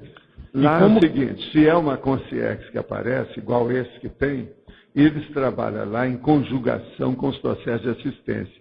Das Consciex que estão chegando, aquelas que estão de passagem, aquelas que estão preparando para ressomar, outras que fizeram curso intermissivo. Eles estão fazendo assistência para esse povo. Agora, às vezes também, para mim, isso eles vão intensificar no futuro, por enquanto ainda é pouco, eles estão tratando também de consciência. Então, pinça uma pessoa no corpo, tira do corpo, leva lá para ver certas coisas e examinar. Mas, por enquanto, eu acho que esse trabalho ainda está muito assim, inicial, sabe, engatinhando só. Ainda não está ainda desenvolvido, não. Agora, se ela é dedicada toda à conscienciologia, a tendência aqui do povo voluntariado da conscienciologia é depois passar para lá, curso intermissivo, agora, por exemplo, tudo essas comunex, elas vão ter cada vez mais e com interação com a conscienciologia. Eu, para mim, por exemplo, lá em Portugal já tem uma área muito séria já. Não é igual, por exemplo, aqui, totalmente igual ao Interlúdio, mas já tem lá uma comunex. Lá perto do processo da IAC, já tem. Agora, a primeira coisa que tem que acontecer, para isso acontecer, ou ter uma inter-relação, é ter bases físicas para isso. Esse é o motivo que você lembra, que lá em São Paulo eu sempre falava desse negócio de arranjar uma base física definitiva lá. Mas um local que fosse até casa, uma coisa maior, que a gente colocasse árvore lá dentro, opção de coisa, você lembra? Que era por causa disso. Agora, a tendência, por exemplo, curso intermissivo, mais centralizado no interlúdio. A parte assistencial da conscienciologia também é mais... Mas veja, o curso intermissivo é para isso. Mas nós aqui somos uma caricatura, um arremedo do curso intermissivo. Porque curso intermissivo, uma vez falou que pode existir em outras comunex. Sim. Mas lá, vamos dizer, não, é a maior... Não é que pode existir, não. Eu acho que tem todo lado aí. Mas a interlúdio, por nosso caso, da conscienciologia, é a única que se concentra mais, é isso? Não, aqui é porque está mais especializado para nós. Para nós daqui. Os outros lá que se virem, a gente não sabe como é que está. Eu só sei que aqui é assim. Quem está em Portugal vai se concentrar na comunidade. Vai ver alguma coisa lá. Não é concentrar, é ter interação dentro daquele trabalho. Mas tudo isso está unido, né? Tudo é universalista, tudo é mega fraternal. É a mega fraternidade. Mas aí, basicamente, a interlúdio é bastante assistência. Olha, eu quero só te falar uma coisa. Antes da gente instalar esse material todo do processo da conscienciologia, que eu comecei isso, você sabe, mais ou menos, em 1970 e lá vai fumaça, né? Agora, quando eu publiquei o Projeções da Consciência, foi em 81. O Projeciologia foi um pouco depois. Agora, tudo isso nós começamos já a articular e já começamos a ter relação e interação com esses locais. Agora, eu quero só te falar uma coisa que eu nunca falei aqui. Quando eu estava na China, que vieram me convidar para eu ir à Rússia, exigiram demais de mim para dizer por que eu não queria ir lá. Então eu falei assim, não, a primeira coisa é por causa dos comunistas, por causa dessa situação, esse problema todo. Mas tem uma coisa séria, já que vocês querem, já que vocês não admitem muito isso, eu quero falar uma coisa para vocês. Eu não vou lá, porque lá não tem comunex nenhuma que tenha relação com o trabalho que eu vou fazer. Isso é na Rússia, naquela ocasião. Eu achava assim. E eu não retiro o meu pensamento, não, eu estava certo. Agora, foi depois disso que vieram os russos, lá no ITA, que pegaram meu livro, levaram para lá, traduziram, mas não fizeram publicação oficial, pública. Eles fizeram a tradução do livro, fizeram uma opção de cópia e distribuíram para a turma da tecnologia. Entende? Devido ao povo que interessava. O livro Projeciologia foi traduzido em russo por eles. Agora a Rússia, de conotação stalinista naquela época. Pois é. Hoje pode ser que a coisa mudou toda. Agora eu diria que hoje assim, ó, isso é terrível. Porque é aí na Rússia que depois apareceu, por exemplo, a Nina Kulagina, aquelas outras todas médicas que mexiam com energia de todo jeito. A própria academia da Rússia, a Academia de Ciências, admite o processo de energia até um certo ponto. E tem muito hoje eu não sei como é que está lá. Agora, eu desisti de ir, porque eu falei assim, ó, não me interessa. Eu quero dar atenção para quem é do métier, do ramo, que esteja com a gente aqui, porque a gente está começando. Nós temos que juntar as forças. Se eu for lá, eu vou ficar dispersivo. Esse foi o último argumento que eu tive para colocar o povo no lugar, para eles desistir de mim. Que aonde eu estava fácil de ir para a Rússia. E eles arranjavam tudo, documentação, embaixada, aquele negócio todo. Agora, só uma coisa que me ocorreu. Hoje em dia, Existe uma Comunex para a China, para o pessoal da China, hoje em dia, avançada, a Comunex? Já tem, lá tem. Não há dúvida que tem. As coisas sérias. Agora, com esses que foram para lá, né, a gente nem sabe como é que é isso. Eu não tenho ideia. Agora, tudo isso mudou. A própria Rússia também mudou, né? A gente não sabe hoje. Hoje pode ser que tenha. Né? Sei lá, né? Agora, isso que eu estou falando tem mais de 40 anos. Esses últimos 40 anos, a Terra é outra. Tudo mudou. E regime fechado também ele não vai facilitar ter Comunex. Não, ele não vai. Outra coisa, eu já tinha visto, na verdade, eu vi na minha vida 6 ditaduras. Eu já estava saturado de ditadura.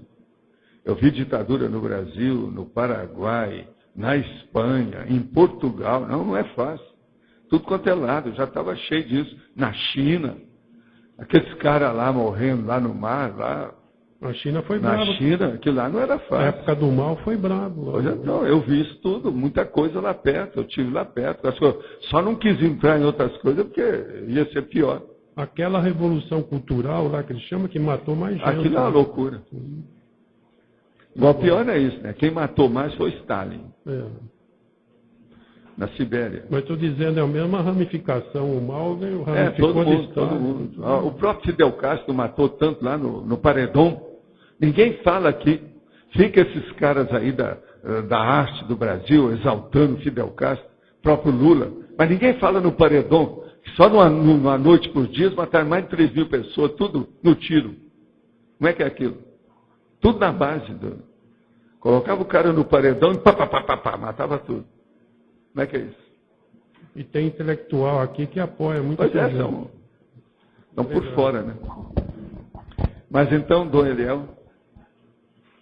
Professor Waldo, é o seguinte, o senhor coloca aqui na definição que para voluntariado, ele está na questão de uma condição, certo?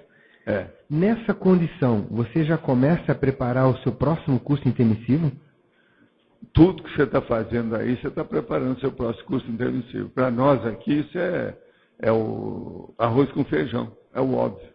Mas tanto intra como extrafisicamente? Tem que todo mundo. Da agora para frente, você está preso ao curso intermissivo, você não dá para você sair sem isso. Sim. Qualquer coisa a gente interna. Tá. Agora, tem gente aí que já me falou, me interna lá na Interlúdio. Assim, é bonitinho. Tá. Na página 12, sim, na parafatologia, o que chamou a atenção foi a comunidade conscienciológica cosmoética extrafísica. Sim, é o que nós já falamos aqui. Isso. Existe relação direta com a central extrafísica verdade? Lógico, é o óbvio, com a nossa, com as coisas todas. Uhum. Eu já falei em outros textos sobre essa CCCE. Uhum. Quando eu comecei a falar na CCCI, eu comecei a falar na CCCE. Já tem muita coisa. Não é só esse verbete aqui, não. Tem outras coisas. Tem. Até na prova caiu, né? Ela está lembrando bem.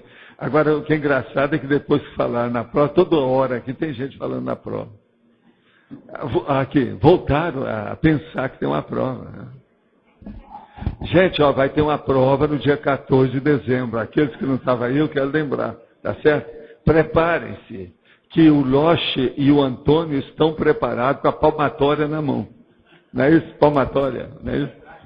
Hein? E a Kátia não tem palmatória. Ela abençoa e vai devagar porque ela é mulher. Agora, os dois homens têm palmatória na mão. Entende? A Kátia não, os alunos levam tudo, uma maçã para ela, uma flor no dia. Oi, boa tarde. Já tem 70 pessoas já assinaram ali que vão comparecer na prova. Eu acho que dessa vez você vai ter mais gente lá, hein? Tem que fazer lá no discernimento, né? Ampliar aquilo tudo lá, porque não vai caber aqui. Na ocasião, vocês têm que pensar nisso. Oi, boa tarde. Boa tarde. Professor Waldo, o senhor me solicitou há umas 2 semanas atrás que entrasse em contato com o pessoal da maioridade para uma conversa com o senhor. E na sexta-feira nós tivemos esse encontro e o senhor falou da possibilidade de um grupo de estudo para a gente fundar, um grupo de estudo da terceira idade. Certo. E daí? Daí é o seguinte, depois da reunião algumas pessoas ficaram meio oscilando. Eu gostaria que o senhor explicasse mais para a gente os objetivos do grupo, porque houve algumas dúvidas, o pessoal esperava de imediato a questão do condomínio e não, isso seria a posteriori. Não, tem que estudar mais isso. Isso não pode ser feito assim. A primeira coisa, vai sei, fazer condomínio com o quê? Eu entendi. Dinheiro de quem? Eu entendi todo o processo. É. Mas eu gostaria...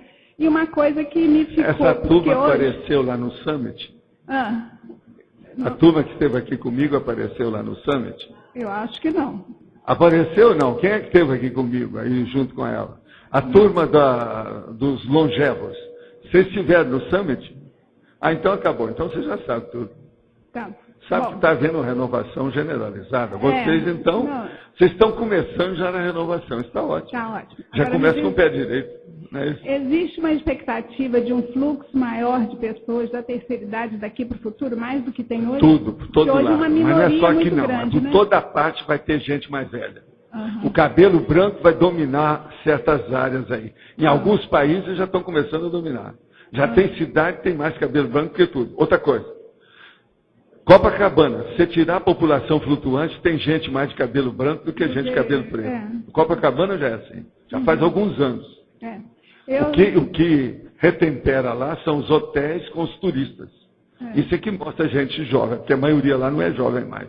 Uhum. Tá bom. Eu queria mais a ideia de um esclarecimento lá para poder dar andamento. O esclarecimento é um só. Lembrar que gerontologia é trabalho interassistencial. E fim de papo. Tudo que a gente puder fazer para ampliar a lucidez e a atividade produtiva de uma pessoa de idade, vale a pena. Eu já convidei o professor Marcelo Pascolin para ir na nossa primeira reunião para poder falar pouco sobre a CIVEX e o processo de profilático de lá. É a melhor idade, não é isso que eles falam. Agora, tem gente que está metendo o pau nisso. Inclusive, está lendo aí no jornal que eles acham que melhor idade que é coisa de criança. Não, pois é. Tem gente que está falando que quem fala melhor idade é porque voltou para a segunda infância. Tem medo, né? Tem medo de então é a segunda infância. Então esse povo a gente tem que mandar para o playground. Ok. Então as providências já estão sendo tomadas, tá bom? Agora, olha, eu só quero falar uma coisa. Para mim, do ponto de vista de melhor idade, a maturidade é a melhor. Ponto de vista de tudo, de lucidez, de tudo isso. Sob esse aspecto, eu estou de acordo. Mas o que eles falam de melhor idade não é isso não. É para a pessoa, aquilo que ela não fez, ela vai fazer. Ela não dançava, aprende a dançar. Ela não foi à Espanha, ela vai à Espanha, não sei o quê. Isso é outra coisa. Isso aí já é terminar a vida no samba. Então o cara cai morto na hora que ele está dançando. É isso que eles querem. Isso aí está errado. Nisso aí o povo está certo. Professor, existe um caminho natural entre a assistência intrafísica e depois a extrafísica e depois a intrafísica? E vice-versa. Com o passar do tempo, essas duas coisas se equivalem. Porque a pessoa, quando começa a fazer a TENEPS, ela já começa a investir um pouco mais forte na extrafísica. Já tem isso. Outra coisa, nós, nessa altura dos acontecimentos, vivemos para fazer assistência. Eu estava falando a Interassistência Holândia. É a Ajudolândia. É isso que eu estava falando para ela. Hoje que ela queria que eu arranjasse umas palavras, eu comecei a arranjar. Nós estamos na Ajudolopes e a Socorrópolis. Está certo? Tudo é um processo de socorro. Você agora, Marcos, você está dentro da Socorrópolis em São Paulo, sob a Conscienciologia, fazendo lá o pesquisário. Socorrópolis. No seu caso hoje, o senhor colocaria um percentual em termos dessa assistência, que seja extrafísica, um percentual entre ou para 50-50? Eu sempre tive um pedacinho disso. Agora eu tenho tentado aumentar. Mas você não pode aumentar muito, tem um limite que não tem jeito. Porque o que comanda, o que patrocina, o que deve predominar é a vida humana. Nós estamos de corpo humano, quem tem que predominar é a vida humana. Acaba sendo um foco mais intrafísico. Não adianta, entende? Eu acho que até a Semconsciex, ela trabalha extrafisicamente, mas o que predomina ainda é o corpo dela. Porque se ela não cuidar do corpo e trabalhar nesse sentido, ela não pode fazer nada, é a morte. o extrafísica acaba sendo uma consequência natural do que você já faz intrafísica? Não, ele sempre foi. O problema é que a gente não sabia. Agora que nós estamos começando a ter lucidez disso. Sempre foi. A paraprocedência é que manda na vida humana. É a paraprocedência. Você começa a ligar mais fortemente com essa paraprocedência. Né? Não, você não tem jeito de desligar. É isso que eu estou falando. Então, o problema é a pessoa ter noção disso. A paraprocedência é que manda em tudo. Tudo que nós estamos fazendo aqui é paraprocedência. Queria sugerir na estrangeirismologia ali, acrescentar o breakthrough assistencial. Ou você vê aí se serve. Só falta um aí, se você quiser aumentar. Ou também... Fala para ela, é o breakthrough. Ou o awareness evolutivo também. Breakthrough. Olha aí. É o rompimento de frente, você sabe. Breakthrough é o rompimento de frente. O breakthrough evolutivo ou o awareness. Eu já tenho breakthrough, rompimento de frente, uma série de verbetes. Você vê lá o que você faz. O assistencial já tem.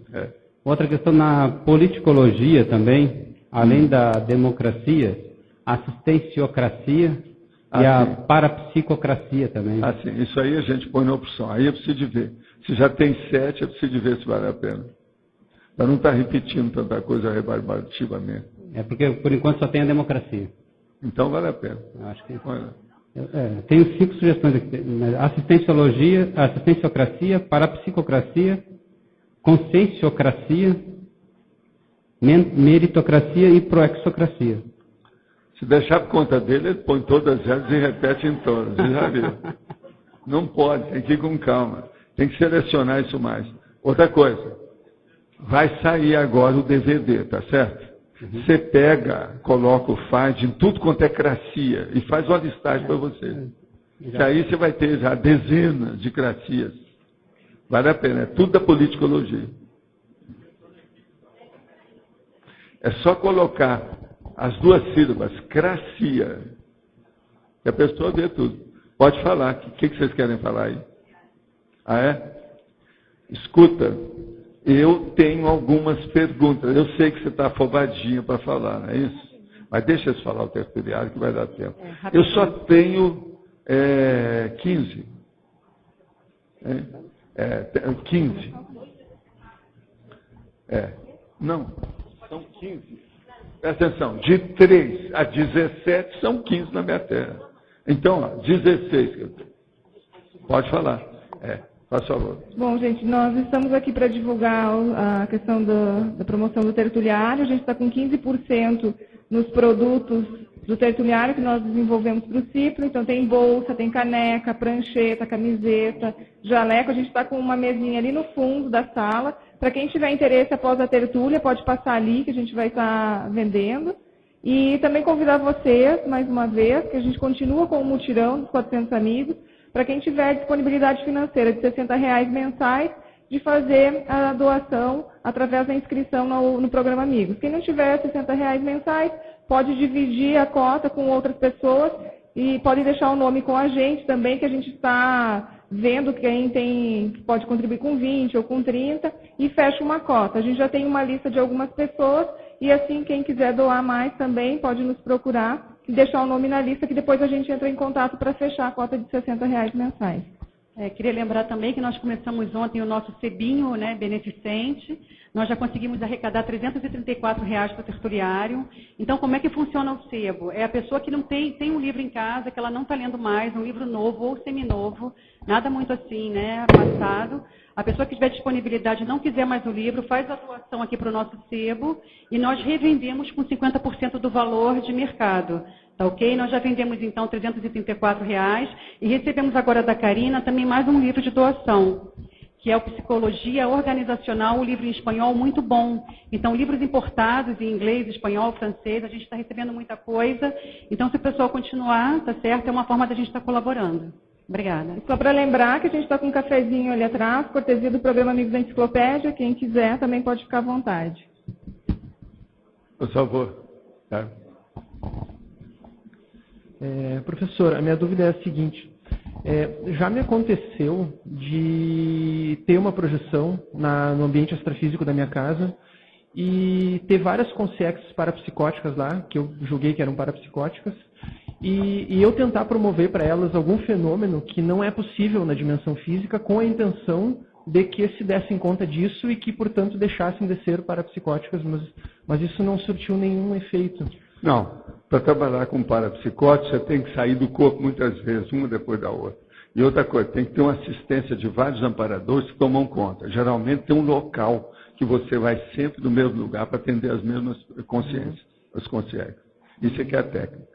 Isso esporádico assim, você faz aquilo que pode, mas não resolve. A coisa é continuada. Eu já trabalhei com isso e é assim, às vezes é anos. E tem sempre um lugar que você vai. Com o passar do tempo, você já tem uma forma holopensênica lá. Aquilo fica fácil. Você sair, voltar, entende? Você faz o intercâmbio da situação o tempo todo. E é aí que funciona. E essa forma também, ela dá um jeito de defender você, para você não dessomar. Como assim defender?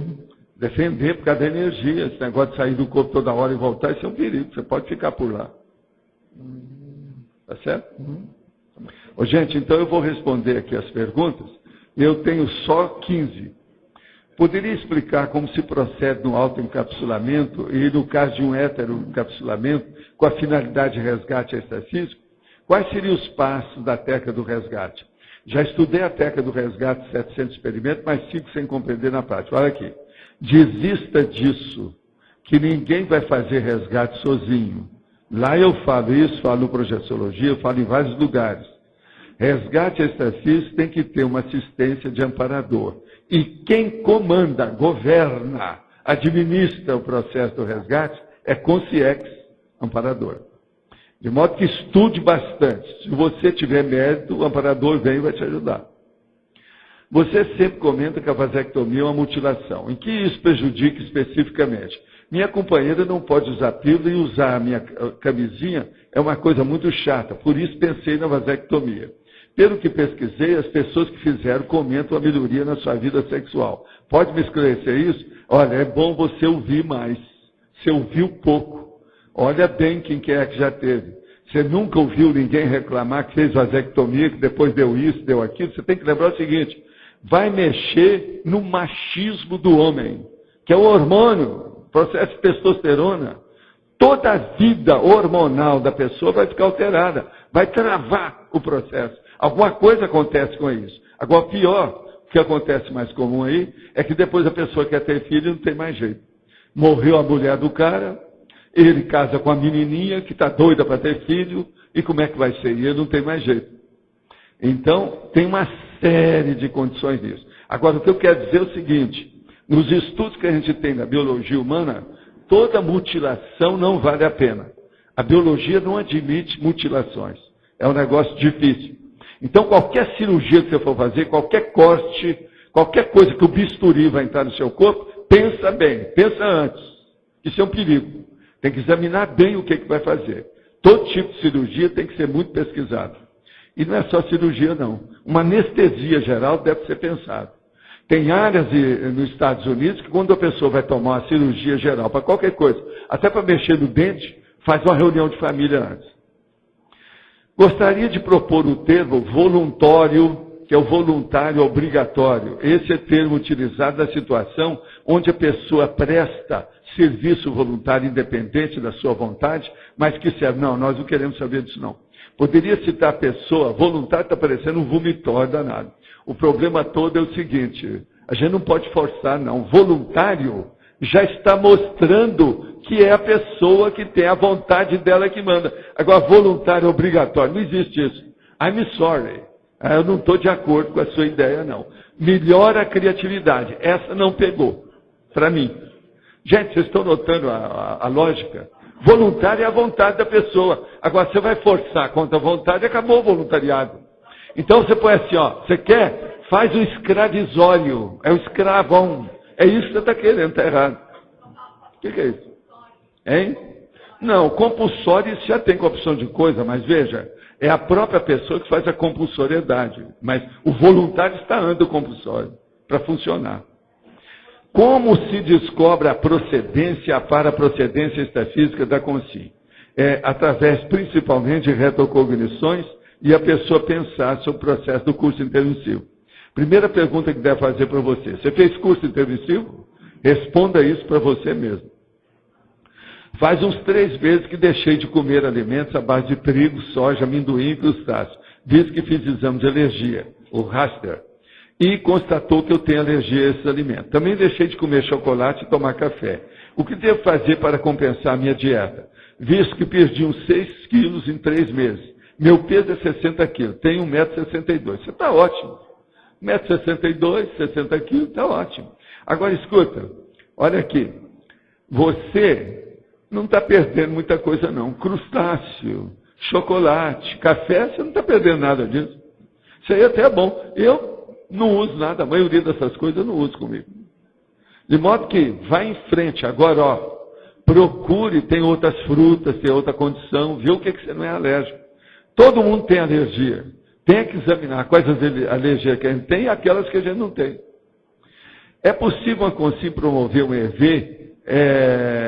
Isso aqui, ele está falando, é um processo aqui oriental, né? Olha, o EV pode ser feito em qualquer Consim, desde que a pessoa que domina a energia para fazer o EV tenha energia superior àquela outra consciência. Se ele quiser ajudar, ele pode fazer isso. Seja quem for, qualquer tipo, qualquer qualificação de consciência. Como melhorar a passividade de forma a possibilitar o acoplamento da melhor forma com o amparador técnico da TENEX e maximizar a assistência? Você pega, examina bem o manual da TENEX e siga tudo que puder. Leva para o seu computador o que você já conseguiu e aquilo que falta. E coloca isso a médio, a curto, médio e longo prazo do que você vai obter. E procura ver se você estuda com muito critério, acuradamente, as inspirações que o amparador te dá durante as sessões da TENEX. Página 2, primeira linha da estrangeirismologia. Quais as características do voluntário large? É aquele que é capaz de dar tudo que tem possível para atender ao voluntariado construtivo. Esse aqui é o large. É aquele que não fica especificando. Igual aqueles voluntários que a gente tinha lá em Uberaba, que chegava e falava assim, olha, eu quero colaborar com vocês, estou disposto a tudo. Agora, quero fazer, inclusive, assistência. Agora, me dê só crianças jovens, até 5 anos, que eu sou especializado nisso.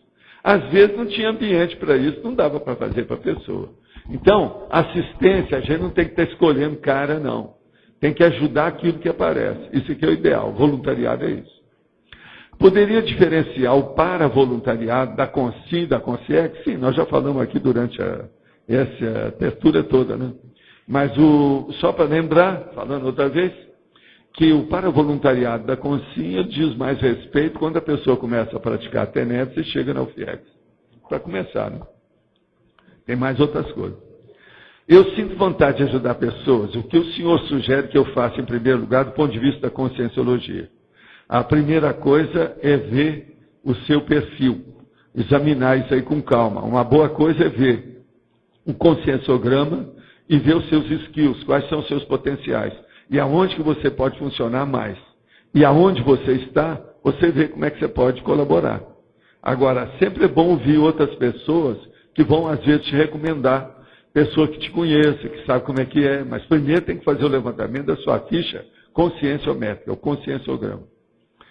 Pratico a TENEPS há 3 anos e 7 meses. Tem dias que acordo com uma sensação incômoda de ter estado com consciência ou consciência de baixo nível cosmoético.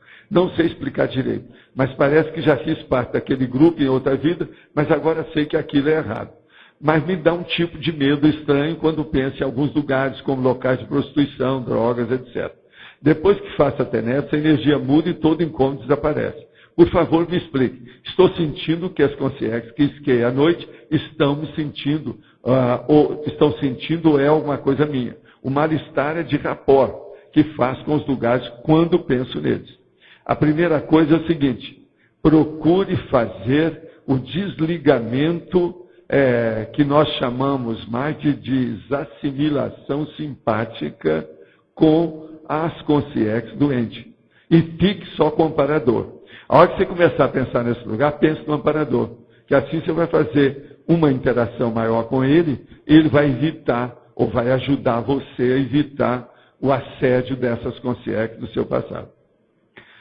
Esse próximo passo que você mencionou, que o evoluciólogo faz com as pessoas, tem relação com a zona de desenvolvimento proximal do Vygotsky.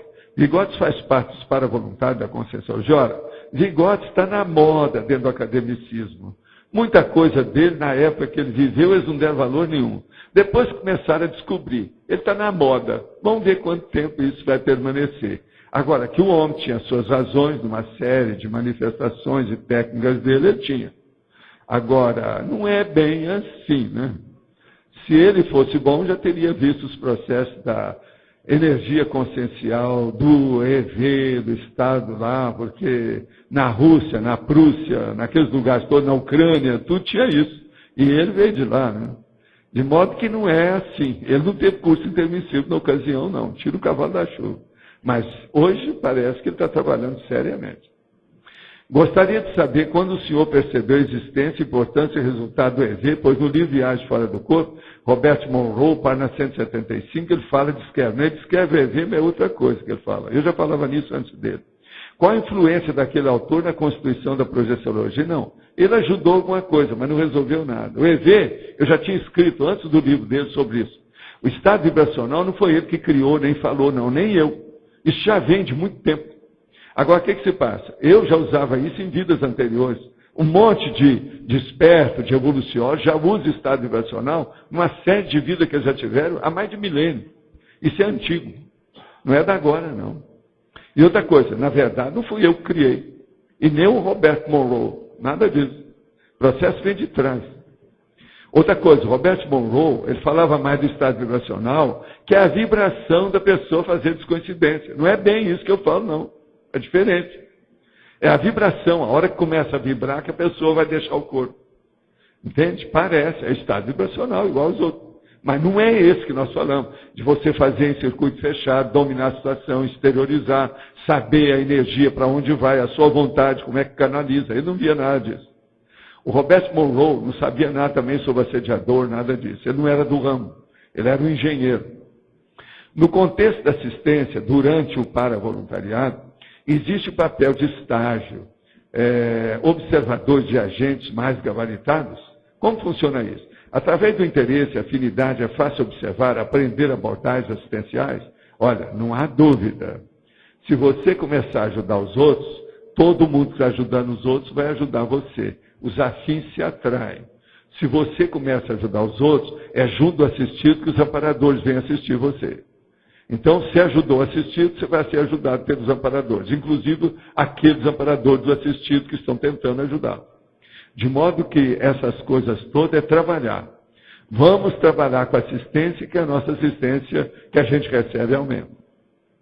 O senhor falou há pouco sobre a retomada de tarefas assistencial de uma vida para outra no auto-revezamento.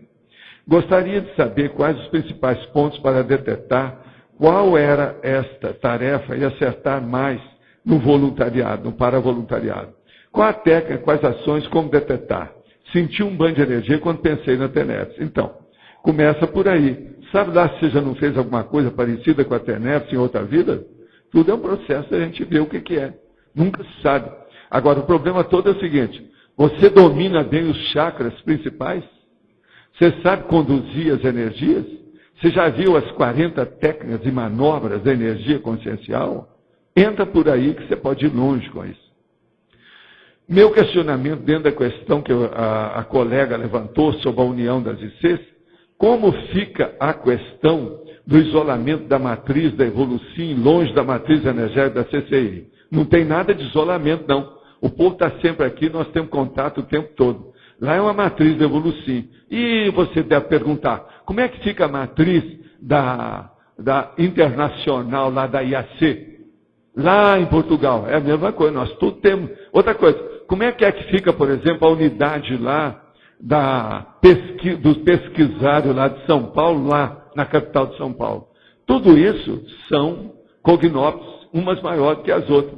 Agora, a central maior que nós temos até hoje é essa de Foz. Nós viemos para cá para isso, faz 13 anos. Nós somos mais antigos E estamos trabalhando com isso mais tempo, é lógico. Então a matriz básica é essa. O resto tudo faz parte como filiadas, ou dependendo da coisa. Você acha que temos sustentação energética intra e extrafísica? É lógico que tem. Visto que estamos tendo algumas dificuldades em relação à sustentabilidade, levar adiante alguns projetos na implantação do Mata Vencendo na SOCIM, a questão de levar o sinal adiante. Olha aqui, o que você quer?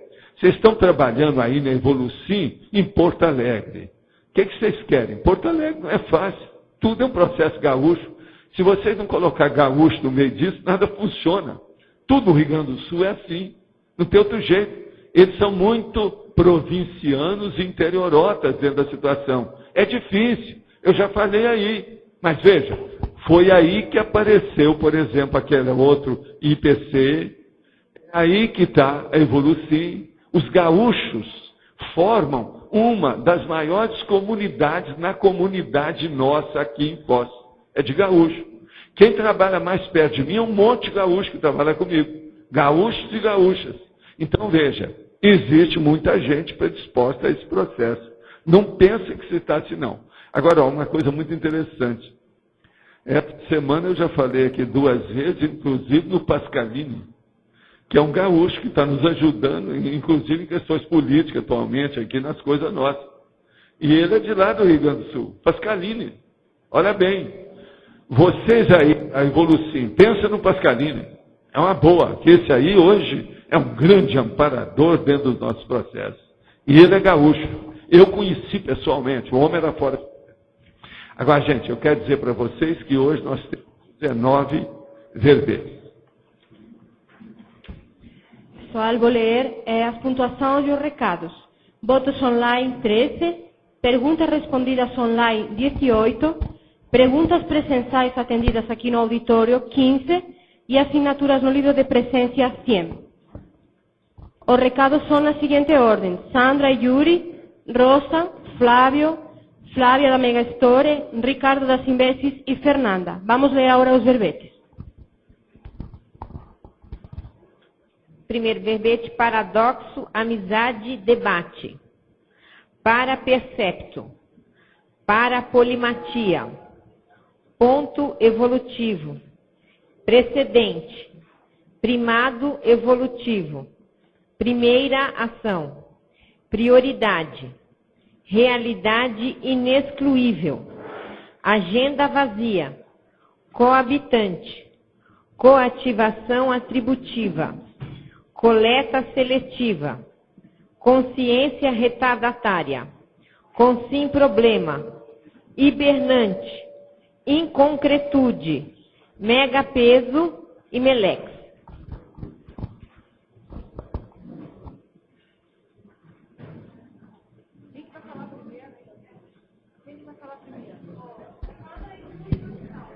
Gente, olha só, é o pedido domingueiro, né? O Amin está aqui, que ele que é o responsável pela elaboração da confecção dos verbetes, né? Então a gente está com uma pilha de verbetes para grampear e a gente está pedindo assim a colaboração de quem puder ir agora para grampear os verbetes. A gente agradece. De manhã, a turma da manhã já começou a grampear, a gente grampeou uma parte dos verbetes.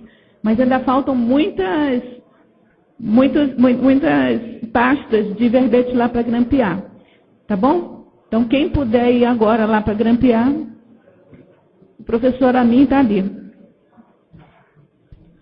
Boa tarde. O nosso aviso é que dentro de 30 minutos nós teremos o debate que ocorre todos os domingos. E hoje o tema é cotejo prioritário secundário. Nós vamos apresentar um cotejo de 50 aspectos prioritários e 50 que são secundários em relação a este, para o pessoal contestar, sugerir, propor. O coordenador do debate, quem vai mediar hoje sou eu, e é ali em cima no salão dos debates, no argumentário, que o pessoal já sabe onde é que é. Entrada franca, todos estão convidados. Obrigado. Boa tarde, então. Eu gostaria de convidar todos para participar do curso Formação do Infectólogo. É o mais novo curso da grade curricular da Sinvexis. Vai acontecer do dia 20 ao dia 24 de janeiro de 2009. O curso visa o aprofundamento a respeito da técnica da Invexis, a avaliação do grau de invexibilidade da pessoa, e para reciclantes também é muito bom, porque podem avaliar o seu grau de reciclagem também. É um curso, ao contrário do Congresso Internacional de Invexis, este curso é um curso com vagas limitadas. Nós temos um pouco mais de 10 vagas. Então, aqueles que tiverem interesse podem nos procurar na Invexis. Obrigado.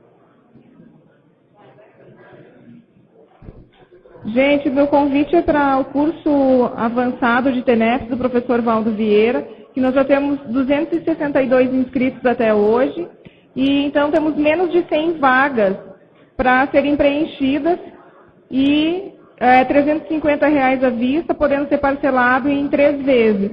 Para quem tiver condições de estar em Foz do Iguaçu, quem é de fora de Foz, tem a possibilidade de aproveitar e comprar o fórum da TENEPS junto e ficar a semana inteira fazendo a semana da TENEPS em Foz do Iguaçu. É isso, obrigada. Pessoal, boa tarde. O Discernimento convida todo mundo hoje à noite para participar da sessão pipoca com o filme A Vida e Obra de Eurípides Barçanufo, que é um educador e médium, é um documentário espírita, um possível desperto da história humana, né, já apontado pelo professor Valdo. Para quem não conhece a história dele, vale muito a pena. Hoje à noite, 20 horas, R$ 5,00, incluindo pipoca e refrigerante. Obrigada. Pessoal, então ganhou o verbete prioridade. Obrigada, até amanhã.